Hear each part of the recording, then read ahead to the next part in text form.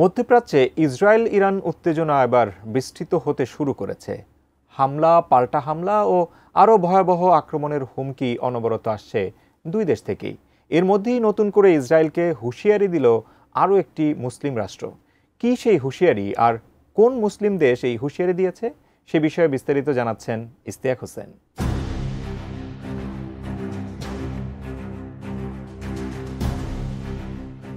মধ্যপ্রাচ্যে আবারও উত্তেজনার নতুন ঢেউ।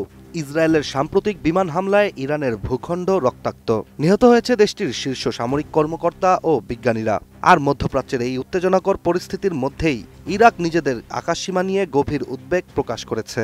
ধারণা করা হচ্ছে আগামীতে ইরানে হামলা করতে ইসরায়েল ইরাকের আকাশসীমা ব্যবহার করতে পারে। এ নিয়েই মুসলিম রাষ্ট্রটি ইসরায়েল ও মিত্র দেশ যুক্তরাষ্ট্রকে একটি জোরালো বার্তা দিয়েছে।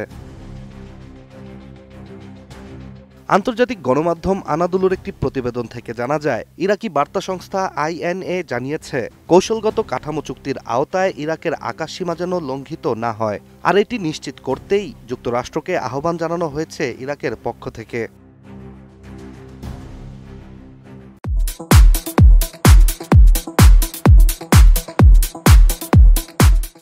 প্রতিবেদনটি থেকে আরও জানা যায়, ইরাকের সার্বভৌমত্ব ও নিরাপত্তা সুরক্ষিত রাখা দেশটির সর্বোচ্চ অগ্রাধিকার। এছাড়া আন্তর্জাতিক জঙ্গি দমন জোটের নেতৃত্বাধীন দেশ হিসেবে যুক্তরাষ্ট্রের উচিত ইরাকের ভূখণ্ডকে কোনো সামরিক উত্তেজনার অংশ না হতে দেওয়া। ইরাকের এমন হুঁশিয়ারি দেওয়ার পেছনে কারণ হচ্ছে 13 জুন ইরানে ইসরায়েলি হামলা। ভয়াবহ সেই হামলায় ইসরায়েল ইরানের পারমাণবিক, ব্যালিস্টিক ও সেনা সদস্যদের ক্ষতি করে। জাতিসংঘের ইরানি রাষ্ট্রদূতের তথ্যমতে ওই হামলায় অন্তত 78 জন নিহত এবং আহত হয়েছেন 320 জনেরও বেশি। নিহতদের মধ্যে রয়েছেন ইরানের শীর্ষ সামরিক কর্মকর্তা ও গুরুত্বপূর্ণ গবেষণা প্রতিষ্ঠানের বিজ্ঞানীরা। মূলত ওই হামলার পর থেকেই প্রতিবেশী দেশগুলোতে উদ্বেগ বাড়তে থাকে। এমন পরিস্থিতিতে ইরাকের আশঙ্কা, ভবিষ্যতেও বাগদাদের আকাশপথ ব্যবহার করে ইসরায়েল যদি ইরানে হামলা চালায়, তাহলে তা দেশটির আঞ্চলিক নিরাপত্তার জন্য মারাত্মক হুমকি হয়ে দাঁড়াতে পারে। বিশ্লেষকদের ধারণা, ইরাকের এই অবস্থান শুধু প্রতিক্রিয়াশীল নয়, বরং একটি স্পষ্ট কূটনৈতিক বার্তা।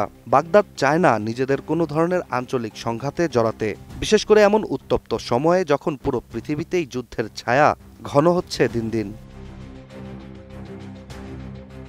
এদিকে 2008 সালে একটি চুক্তি অনুযায়ী যুক্তরাষ্ট্রের উপর দায়িত্ব রয়েছে ইরাকের নিরাপত্তা নিশ্চিত করার পাশাপাশি বাগদাদকে আঞ্চলিক যে কোনো সংঘাত থেকে দূরে রাখার। এখন দেখার বিষয়, যুক্তরাষ্ট্র ইরাকের এই অনুরোধ কিভাবে বিবেচনা করে ও ইসরায়েল আগামীতে কিভাবে ইরানে হামলা চালায়।